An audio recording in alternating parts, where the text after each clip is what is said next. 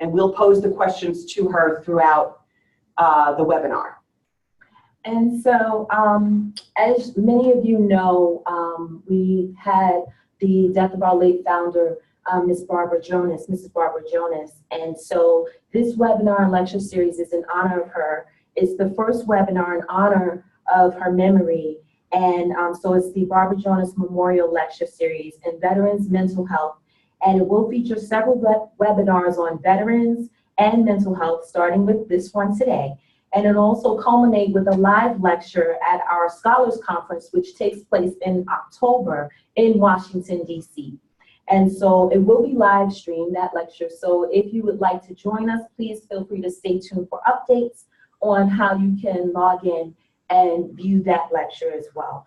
It will be featuring a keynote address by Dr. Keita Franklin, who was recently appointed the Director for Defense Suicide Prevention in office in the U.S. Department of Defense. And so we welcome you to join us during that live stream. So without further delay, we're pleased to introduce our lecturer for today. The webinar is entitled Before the Caregiving Well Runs Dry, Preventing Compassion, Fatigue, Burnout, and Vicarious Trauma. We're led by Dr. Jane Bogart, the Director for Student Wellness at Columbia University's Medical Center campus, which houses the medical school, the dental school, public health, and the School of Nursing graduate students. So welcome, Jane. Feel free to start. We turn it over to you, Jane. Okay, hopefully everyone can hear me. I am sharing my screen with you. Hold on. Share. And that should come up. Oh, I'm sorry. Can everybody, there it is. Okay, so hi. As everyone said, I'm Jane Bogart. I want to thank the Jonas Foundation for this opportunity and actually sort of dedicate this to my mom, who was a nurse in World War II. And this is her picture actually, I think, in 1942, graduating from nursing school.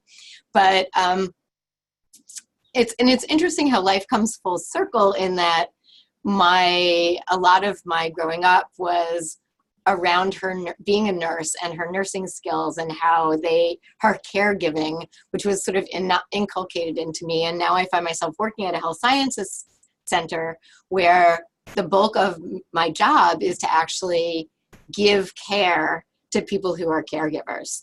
And I've been here about 11 years, and in the time that I've been here at Columbia, I have learned a lot about some of what gets in the way of students being able to succeed.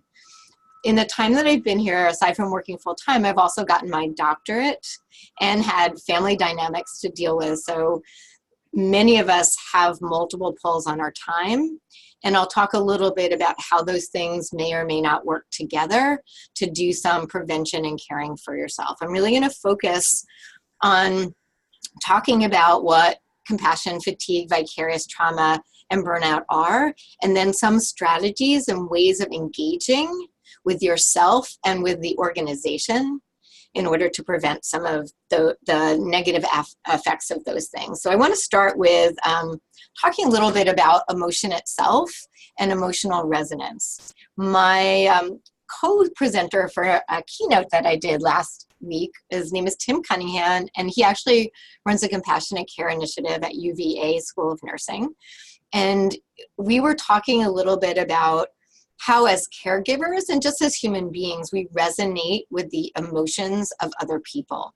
And what he described, I don't know if any of you play a string instrument, was the idea that when an orchestra warms up and the violin plays an A, that if you actually attached sensors to the other string instruments, they would resonate with that sound.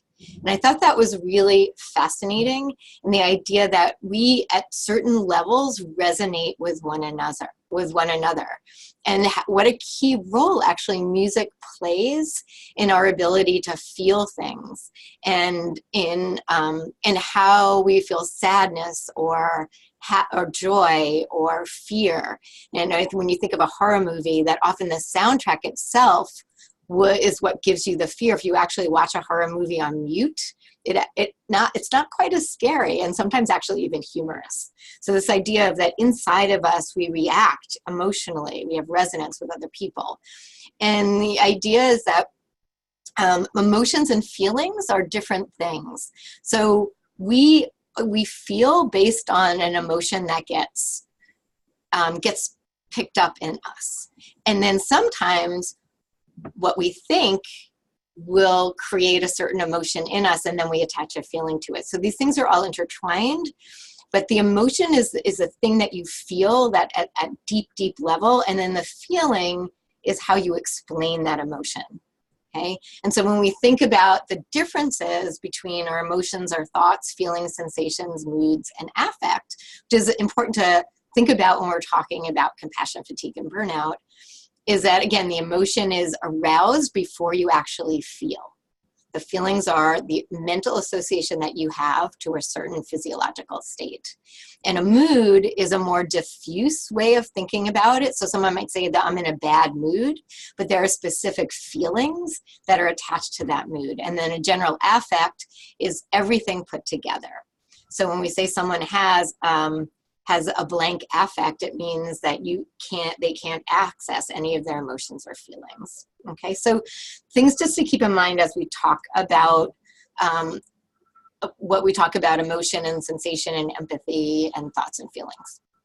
So another thing to think about when we're talking about emotions is the fact that the emotion that we experience at the top, which is often anger, sadness, happiness, fear, has a series of other emotions and feelings hidden underneath. So in becoming more self-aware and understanding how we're feeling and then being able to grapple with that, we need to delve a little bit deeper with ourselves, with our patients, with our family, to figure out what's behind that, what's really going on. And the ability to do that is a skill that develops over time, but just having that awareness that often we're just at the tip of the iceberg, and sometimes we need to delve a little bit deeper. Right? So I'm going to go through some definitions. Burnout is a syndrome that emerges as a prolonged response to chronic stressors on the job. So it is work-related, and that there are three key dimensions of this: an overwhelming exhaustion, feelings of cynicism, and detachment from the job, and a sense of ineffectiveness and lack of accomplishment. So those are some of the signs and symptoms of burnout. And then vicarious trauma is an actual cognitive change in a person due to the cumulative effect of bearing witness to the suffering of others.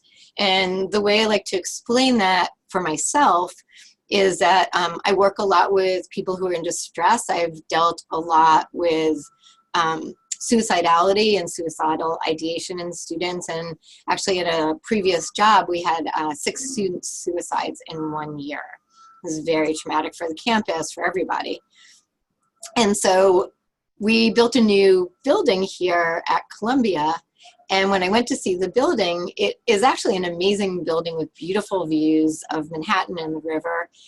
And my first reaction in going up to the top floor of the building was to look at this outdoor terrace that they had and think about how easy it would be for someone to jump off, and why we needed to not let students go out on the terrace. And I was like, wow, my whole cognitive experience has shifted, in that my first experience of a building is to really look for how safe it is versus how beautiful it is. And so that was like, wow, I really have cognitively changed by doing this work. And then the last is compassion fatigue. And I'm going to spend most of the time talking about compassion fatigue. That is a person's decreased ability to respond to the suffering of others with empathy.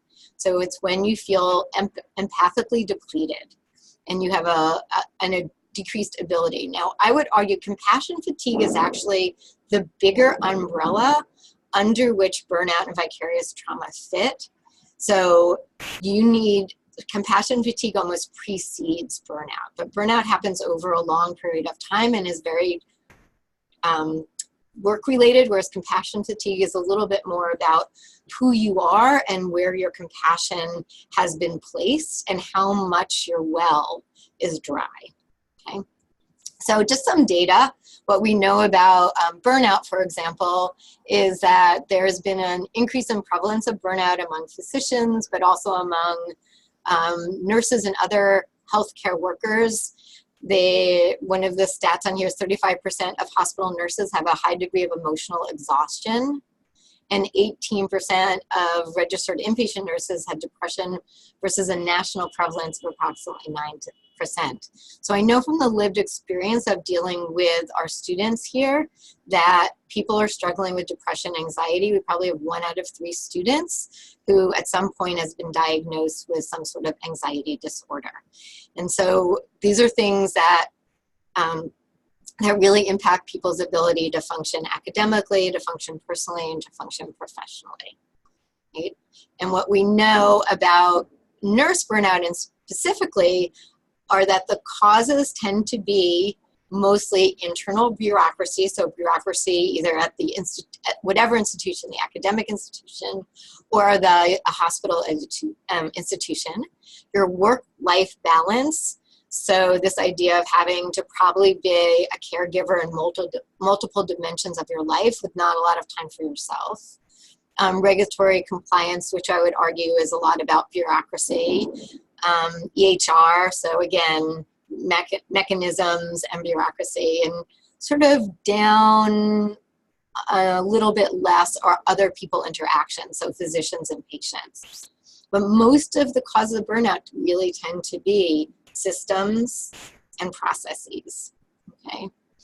When we think about the erosion of empathy, which has been tied a lot to burnout, we think about the lack of the ability to resonate with another person, that you are just feeling like there is no way that you can feel what other people feel, that you just become inured to it, that you see thing after thing after thing of other people struggling and you don't feel the struggle. Right? And I think this painting is very profound in that it just shows this lack of connection in this person's face. And we like to talk about the fact that empathy is important, but is actually, if we are only empathetic, we will burn out and get fatigue. But the key to actually staying connected is to move empathy, move your empathetic nature into being compassionate. So if we look at these interlocking circles, sympathy is feeling sorry for someone, feeling sad for someone, something happened to somebody else, but it's not necessarily resonating. So you can say, oh, I'm so sorry that happened to you, and then you're being sympathetic. Empathy is, I actually resonate with that. I've had that feeling before. I can understand sorrow and pain, and I'm there with you. And in total empathy, right, you are feeling with that other person. Compassion, on the other hand, is knowing and understanding what another person is feeling, and then translating that into being helpful for that person. So you're not necessarily sitting and feeling it with the person. You're making space for that person to feel something, and then you're able in some way to engage with them in a way that might be helpful.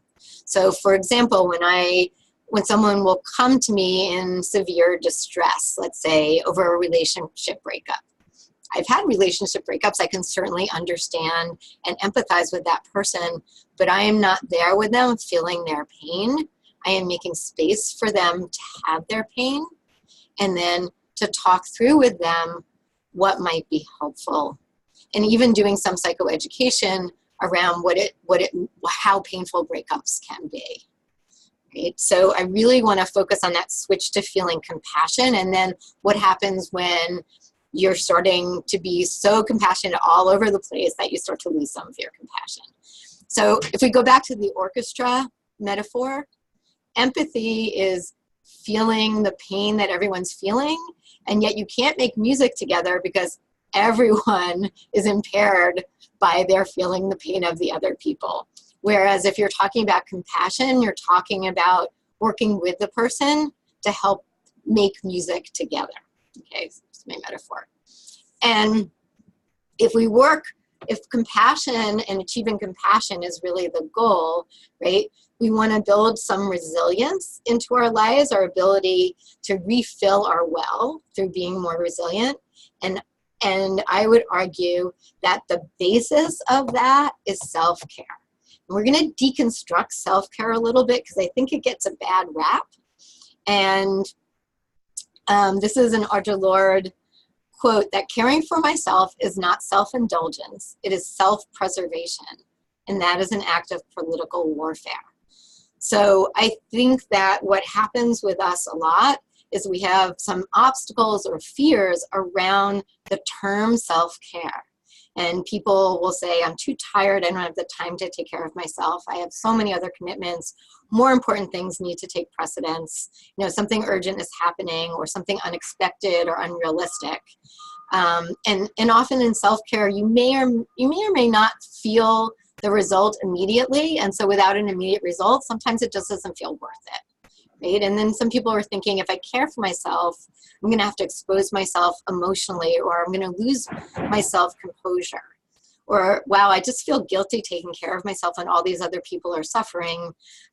Or I'm not taking the time I need to give to my family. It's just very selfish. Or, wow, if I do some self-care, what's going to come up for me? It's not, or I'm not worth it, or it means I'm a failure if I actually have to seek care or seek help for myself. Caregivers are often the most reluctant people to actually seek help. And I think one of the issues that comes around self-care is this idea that wellness is self-care, and what wellness has been expanded to mean. And I would argue that wellness, because it means everything, means nothing. So I will acknowledge that the office that I run is called the Center for Student Wellness, and I am working to change the name. I just haven't found the brilliant word that works better. Although I will talk about this coming up. I think well-being is a much, I don't know, just a richer word. So when you think wellness, right, we think, oh, I'm going to meditate and take some yoga classes and maybe some vitamins. And this is nothing against Gwyneth Paltrow, but this is from her website, Goop, and this is her Goop Wellness. And basically, it's vitamins you take because you're so tired, or you're a mom, or you want to feel younger, or you've got too many things going and there's a lot of anxiety in your life. And so basically she packages creams and vitamins and treatments, all of which are extremely expensive, and calls those wellness. And I would argue that because we may think of those things like going to a spa and getting a facial, all of which is wonderful, as wellness and the things we need to do, they sort of diminish what it means to have self-care. Okay, and so when we talk about all of these activities, or when a university or a hospital or an institution takes on a wellness program, it's often put on the employees or the students to find the time to do these things rather than building it into the system and engaging with the system. So the burden is almost always falling on the person, and then you feel like there must be something wrong with me because I'm not doing my wellness correctly.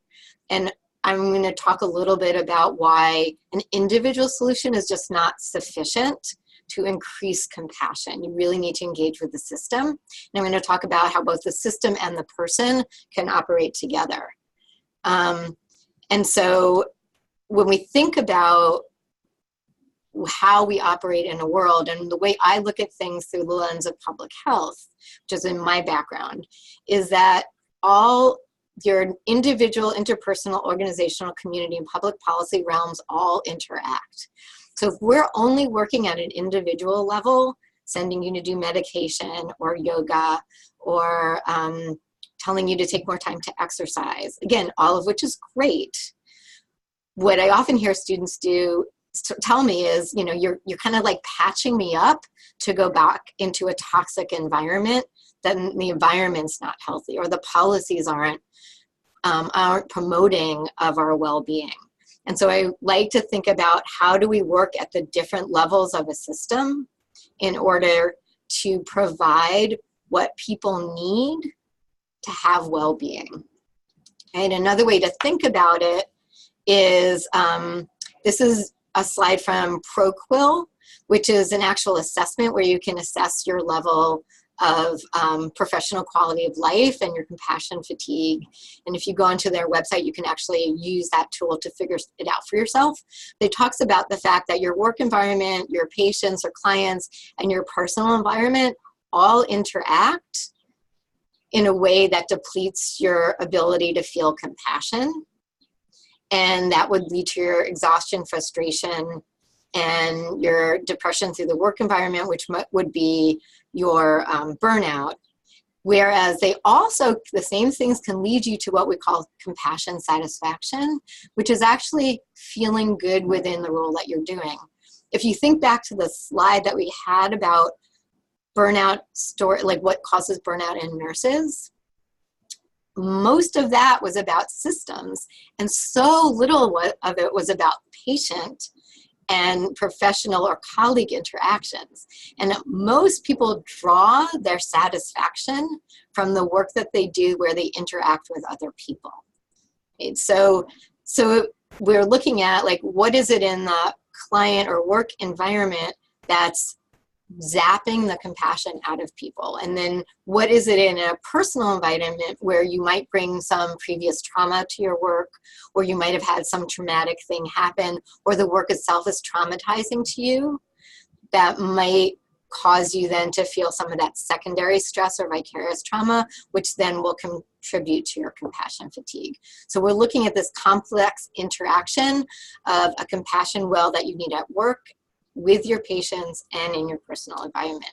And to make it even a little bit more complicated but more connected, I like to think of it as what we're really striving for is well-being. And we're striving for well-being in several domains of your life. And so some of that is in your physical life. So that is how you eat and exercise, and the level of illness that you feel, what your lifestyle is like, how you recover, the amount of pain that you feel. All of that affects your well-being. And then the environment in which you live and in which you work.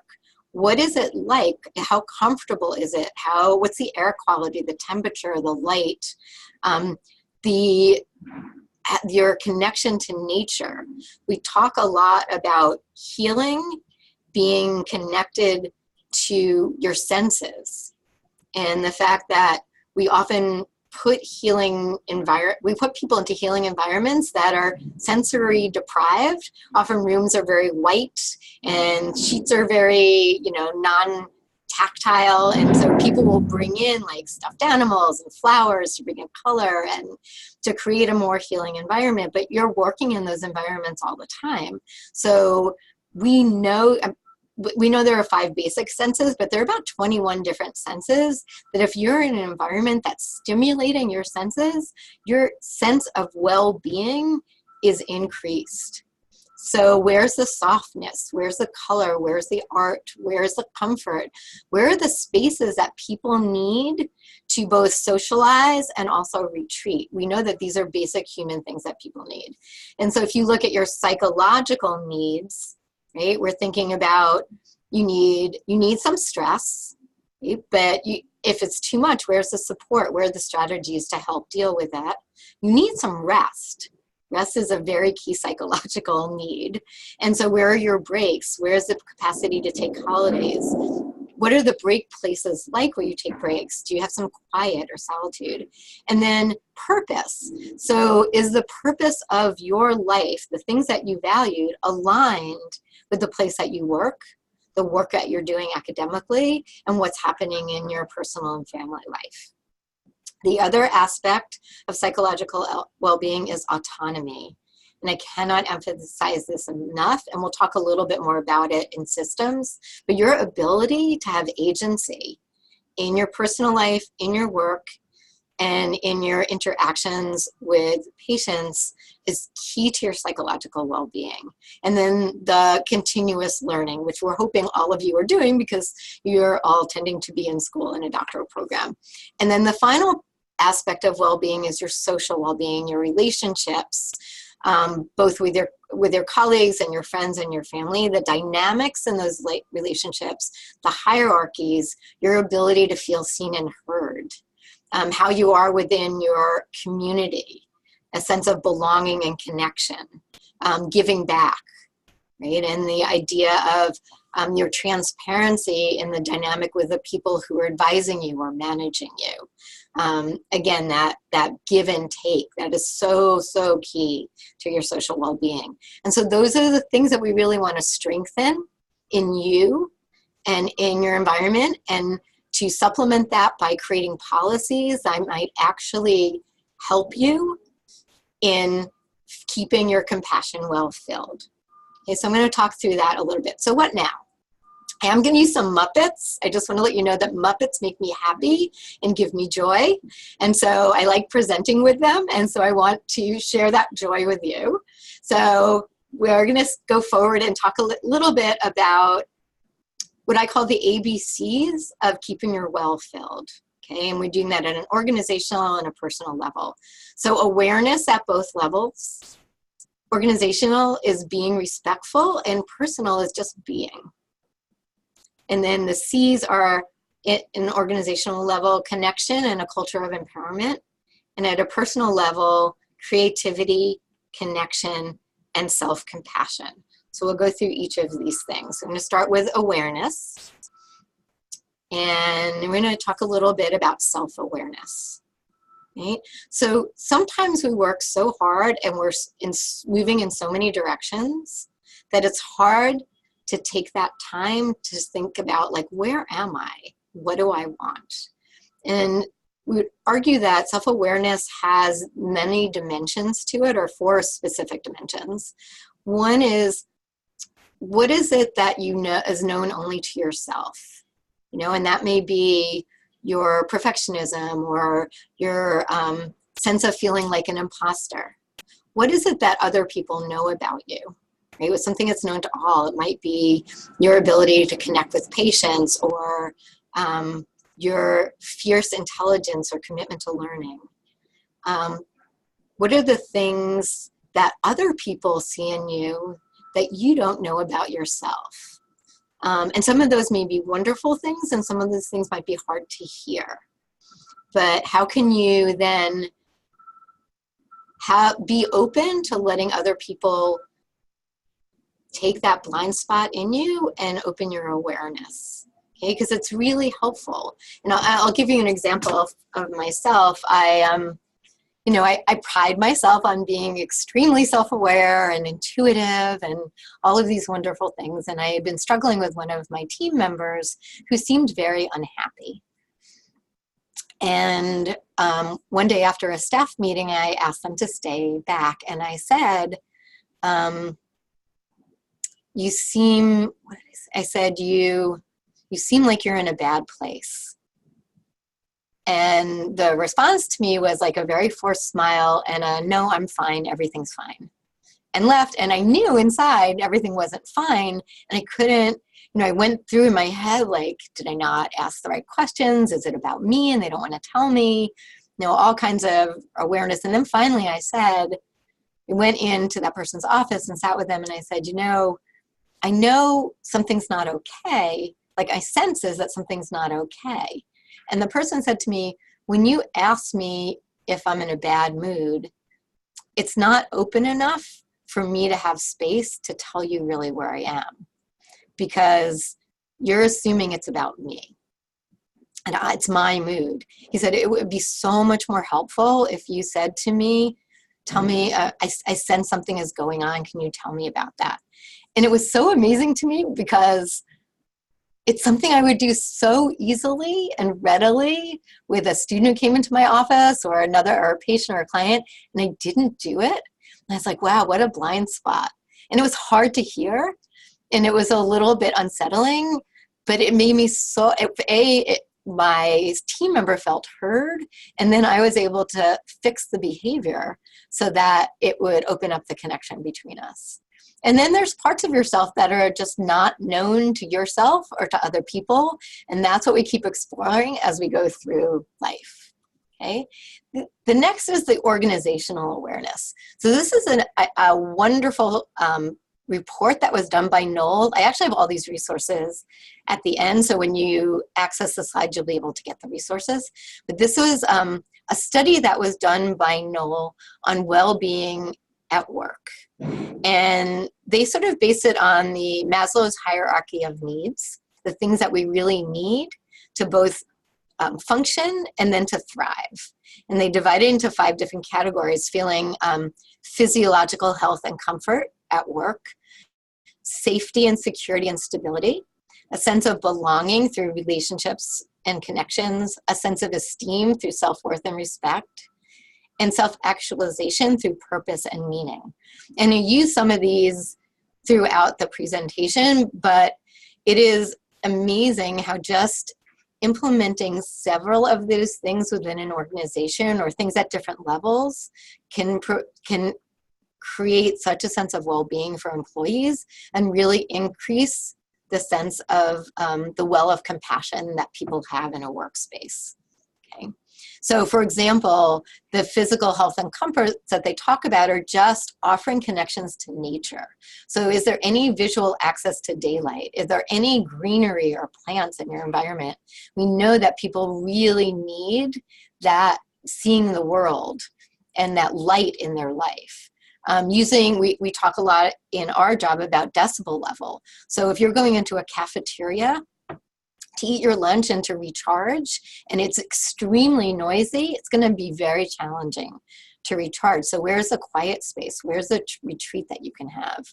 And we're just encouraging people to move and interact with somebody, changing the workspaces, discouraging overworking. I know that one gets a laugh a lot, but discouraging overworking in ourselves and from other people. And then, trying to encourage breaks and discouraging working lunches. And I have to admit, I am so guilty of doing that, but allowing people to actually eat their lunch in a way that lets them recharge.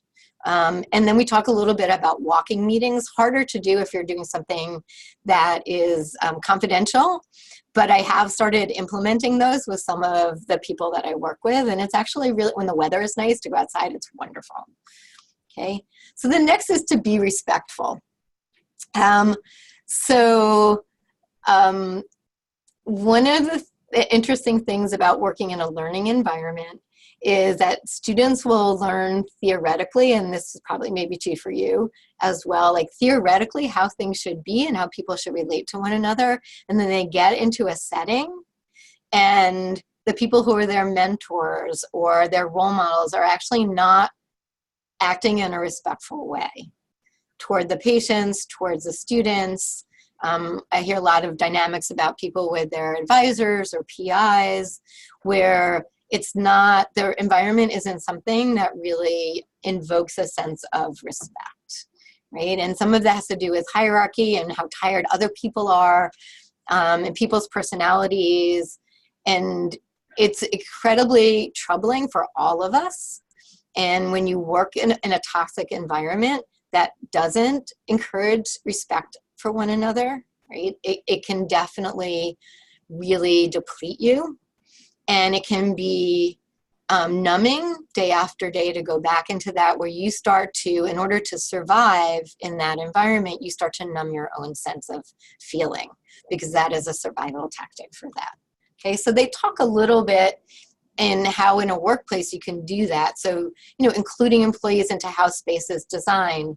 As I talked about before, a range of sensory experiences, engage that sense, have people actually get to work with one another and provide opportunities to empower decision making, right? And so one of the issues that we deal with in a medical community is often hierarchy, and whose voice counts and whose voice gets noticed and whose voice doesn't, and what work gets complimented and what work doesn't. And so these are all things that contribute to people not feeling empowered, all right? And then making it safe for people to express concerns and gathering and embracing feedback. Again, hard to do, and really requires people in places of power or people who are working in those places to band together and to ask for things. Again, not easy, needs to be chipped away at, but these are sort of the aspirational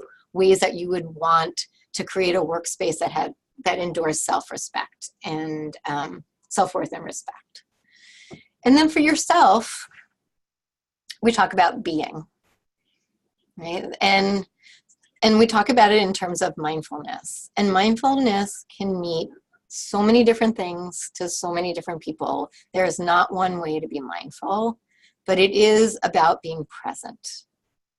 And it's being conscious and acknowledging without judging, like, what is going on. So I'm going to challenge you even now, right now, to think about, like, are you watching this webinar? And I've watched lots of webinars and been doing my email or checking my phone or playing some game or thinking about something else. So I want to challenge you just for a few minutes to just be and look at Kermit and to take a moment to just, wherever you are, place your feet on the floor, put yourself in a position that's comfortable. You know, notice if there's any tension in your shoulders or your body, and just to focus on feeling your feet on the ground. Feeling your feet on the ground.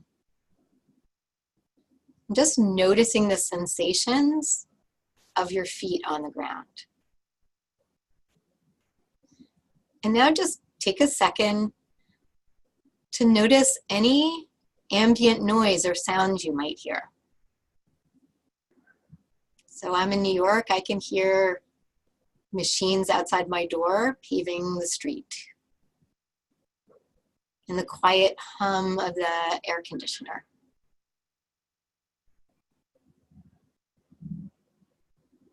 And now just turn your attention to your face. And take a second and notice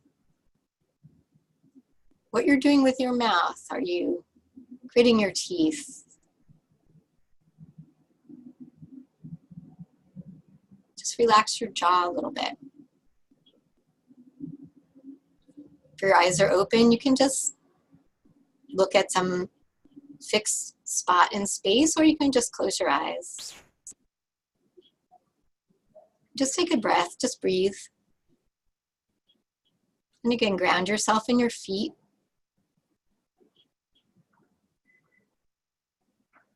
Just take a few moments and focus on your breath.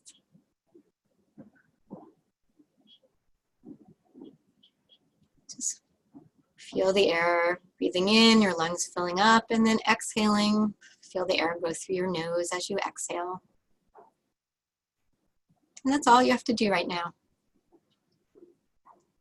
Conscious of your feet on the ground and your breathing. Then you'll notice that you will have thoughts. And just notice the thoughts and be like, oh, there's a thought. Thank you very much, thought. And try to bring yourself back to the feet on the ground and your breathing.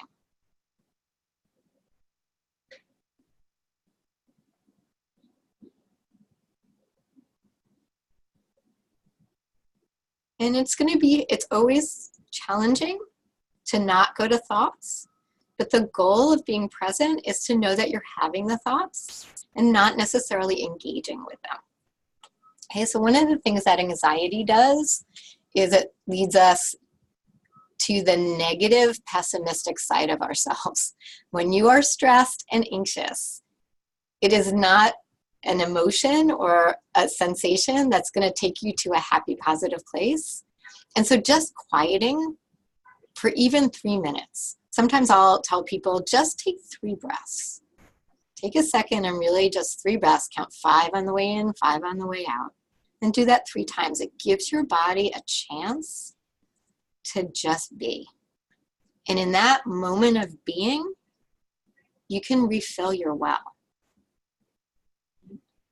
You can be more aware of what's going on and refill your well, and then try to think about, what do I need right now?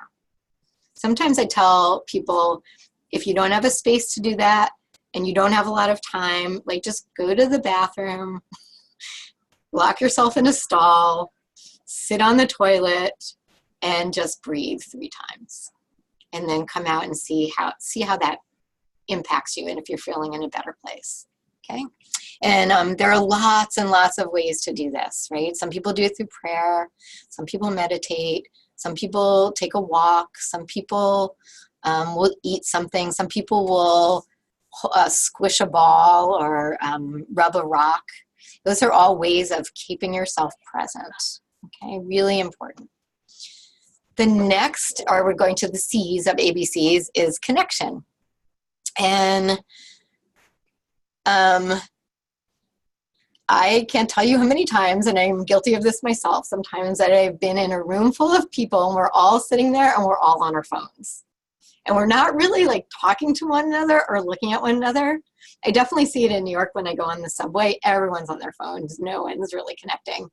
And I kind of miss the days when we didn't have the phones, because we'd all like look at each other. We'd people watch, and sometimes something would happen. You catch someone's eyes and like you'd share this moment with another person on the subway, which was just this tiny moment of connection, but it was so meaningful. And so this idea of being present and makes you able then to connect with other people in a different way. And so I like the idea of talking about like, how do we do that in a world where we're actually more conditioned to notice moments of disconnection, but not connection. And what I love about thinking about a simple moment of connection is just like that moment of being, it can replenish you so much. Like I can be on the line for coffee at Starbucks, and the person behind the counter is like saying something funny, and then we're all laughing, or someone will comment, I have a really unusual backpack that I carry, which is also part of my connection and my creativity need for creativity, is a duck backpack. It has all these ducks on it, and coming out of the backpack are these spikes that are the actual duck beaks. And people are always making comments about my backpack. And one of the, A, it makes me happy to wear it, but B, one of the reasons I love it so much is that it allows me to engage with other people. It's such a wonderful thing. And so then I get into a conversation with somebody, and then I feel heard and seen, and that other person feels heard and seen. And those are things that we don't always do in our lives, and we don't honor them when they do happen. So that can be a way of you, again, taking that moment to connect to yourself, to other people. And some of that is, maybe you want to connect to your sense of need for comfort, right? And so whether it's, again, something soft or squishy or a child, or just your need to have to have human connection, or connection with something that feels safe. You're connecting to yourself or to others through loving, right? Your connection to your need to move your body or to be physical in some way, shape, or form, right? Your connection to your need to retreat every once in a while to recharge, right? Knowing when you need help and need to ask for help. So connecting to that need in yourself where you're just feeling overburdened. And then connecting to your sense of fun and enjoyment with other people. Right? And so one of the ways for workplaces to do that is to encourage communication, to promote interprofessional ways of doing things and teams, to recognize people's small accomplishments, not just the large ones, to examine inequities in the system and consider changes in the hierarchical structure. And so that leads us to this culture of empowerment, which is being seen and feeling heard. Okay? And sometimes when I talk about the culture of health sciences and how we teach in the academy, is this this underlying belief that I think is a myth, that students are, if you're not strong enough to handle the stress of graduate school or training, then maybe you should seek another profession. There is absolutely no truth to that. And I actually think if we started thinking about, again, how the systems impacted the people, I think we would have a more productive conversation. I sometimes hear like, oh, the students are softer, or people aren't as tough as they used to be, or as resilient. And while some of that may be true, putting more demands on people and more pressure is not actually the way to build resilience, right? It's understanding what's happening in a culture, what's happening in people, what is the interaction like among people that is creating this lack of resilience or less resilience. And then I think there's a tension that happens between collaboration, competition, and assessment in this kind of world, where when you're focusing on your grade or your score or your letters of recommendation, it impacts your ability to actually be connected to another person, and your ability to be vulnerable, to be wrong and ask questions. And so that fear and anxiety that you have about being wrong or being an imposter can also create this weird competition and sometimes bullying in a culture. So we know that the hierarchy does that. There are structural injustices and inequities that do that. And that often for people who may not see themselves in a system, there aren't any role models to help them navigate some of those challenges. So if we're thinking about, I like to think of it through the lens of social justice, which is how do we shift a system to be more equitable, and then that way to increase autonomy. You may or may not have seen this slide before, or these pictures before, but we talk a little bit about, when we're talking about empowerment, it's not equality, it's not giving everyone the same box, right?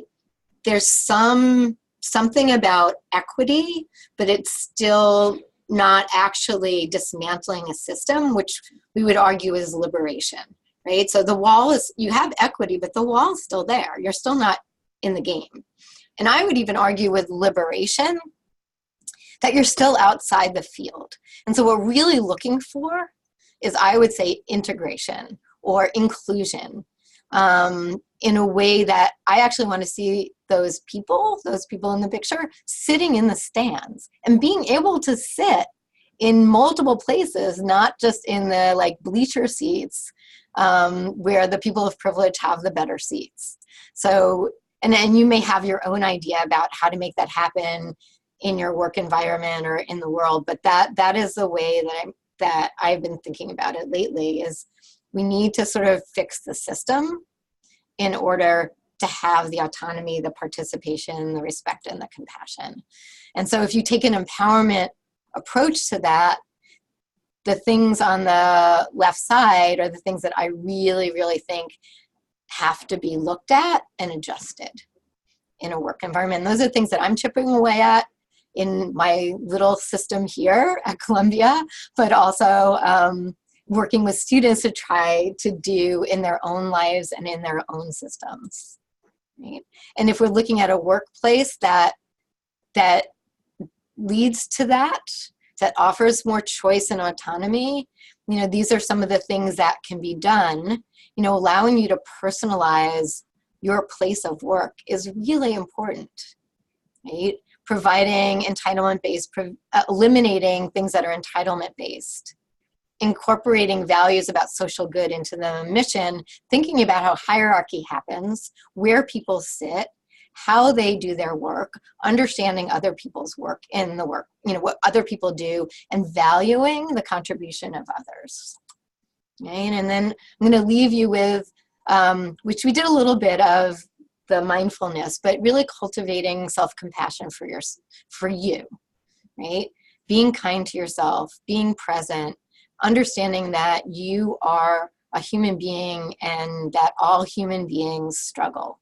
And then finding that connection to yourself, your own common humanity, being able to see that in others. There's a woman named Kristen Neff who does a lot of work around self-compassion, and she's wonderful. I think I have her resource at the end of this. And she talks a lot about saying to yourself in a really stressful, tense, traumatic moment, like, this is a moment of struggling, and may I be kind to myself through this struggle, and may I realize that everyone struggles. and therefore I am human. And I find myself doing that, doing that not infrequently. And so this is a sort of acronym for that. So when you're feeling stressed, you stop, you notice, you accept, you remain curious about what's going on, and then you respond to yourself and others with kindness. It's taking a snack. I really like that. Very, very last thing, creativity, which involves breaking out of established patterns. And I put it on sideways to begin with. And just thinking about, like, what can I do in my life that's fun? So these are Muppet shoes. I like wearing fun shoes, like I described my backpack. I should have put a picture of it up. But remaining in touch with your sense of fun and play and creativity in your day, so that that encourages you to think more openly and to laugh when you get a chance to, and smile and have fun, and even if it's just for like 2 minutes, to open yourself up and to refill the compassion web. Okay. So those, again, to focus really on well-being, to think for yourself, how am I doing in all of these domains, and hopefully incorporate some of what we were talking about today, some of the ABCs in being able to refill your well and being to talk at work or within the institutions where you operate about how can we then cultivate this sense of well-being so that we can all not be burned out, have less compassion fatigue, and remediate some of the vicarious trauma that we're feeling. Okay. So next steps are for you to decide. You can decide whether you want to be a chicken or an egg. And think about, like, what do I want to do next? What's in there? What's forward for me? And I wanted to end with a quote from Jim Henson, another, founder of the Muppets. And this is something that really resonates with me. When I was young, my ambition was to be one of the people who made a difference in the world. My hope still is to leave the world a little bit better for my having been here. It's a wonderful life, and I love it. Thank you all. And I don't know if there are some questions. I haven't see any questions. Questions? Let's see.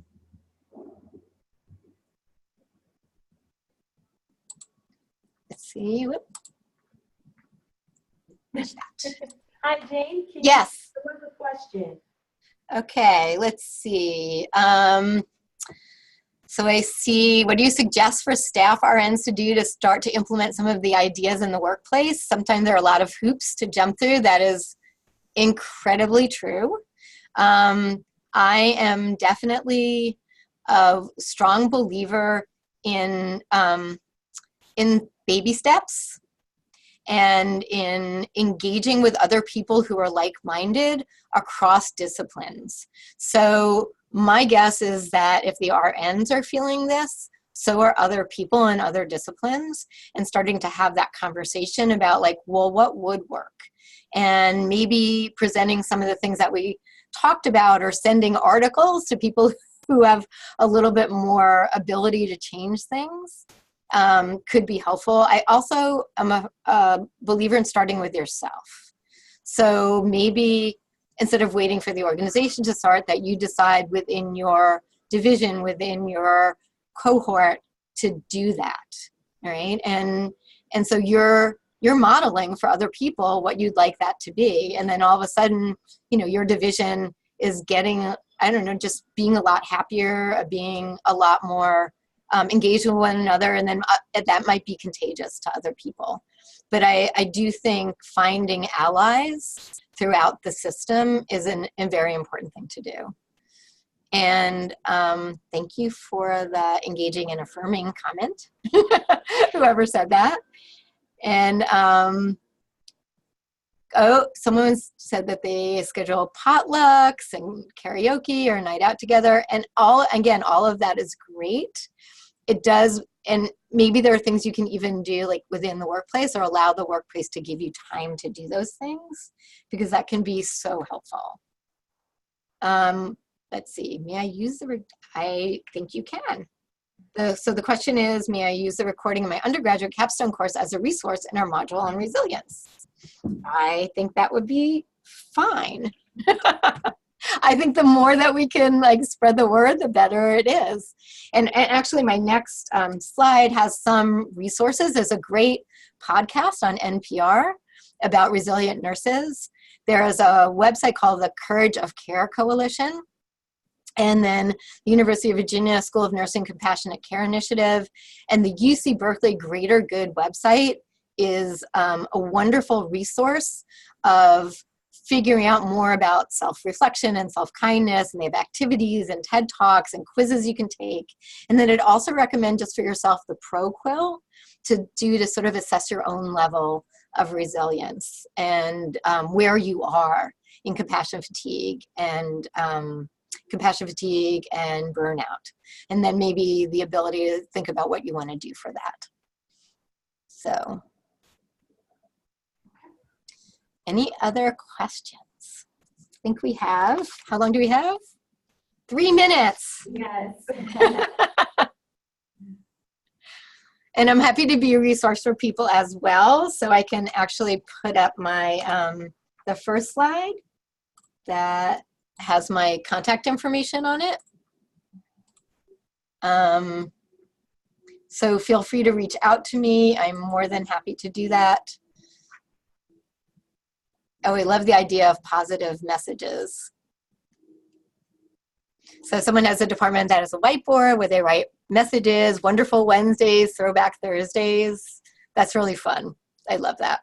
One of my friends actually with her family does something I think is terrific, which is at the end of each day, they sit at the table, they actually have dinner together, which is not something my family does all the time, but they do what they call high, low, funny, high. So they go through their high of the day, sort of a low point of the day, and then a funny thing that happened that was a high point. And then they share that with one another, and it keeps them connected, but it also keeps them sharing things that are going on in their lives and affirming the funny highs, which I think is great. Okay. Okay, Jane. Well, we thank you so much for your time today and for hosting the webinar. The information was great. Definitely very informative. Thank you. I really appreciate you taking the time out to be with us today. And to let everyone know, you can access the slides in the webinar. Will be made available on our website at jonasphilanthropies.org in our media library. And so you should have it by Monday. We'll probably have it there. And we would like to thank all of you for joining us today. You can also see our upcoming events and upcoming webinars on our website as well, on jonasphilanthropies.org, and then in the section on events under Jonas Nursing and Veterans Healthcare. All right, I think we're all done here. Thank you, everyone. Thanks for all the great ideas in the chat as well. Yes, thank you, everyone. Thank you. It was a pleasure. Have a good day. Bye-bye. Bye-bye.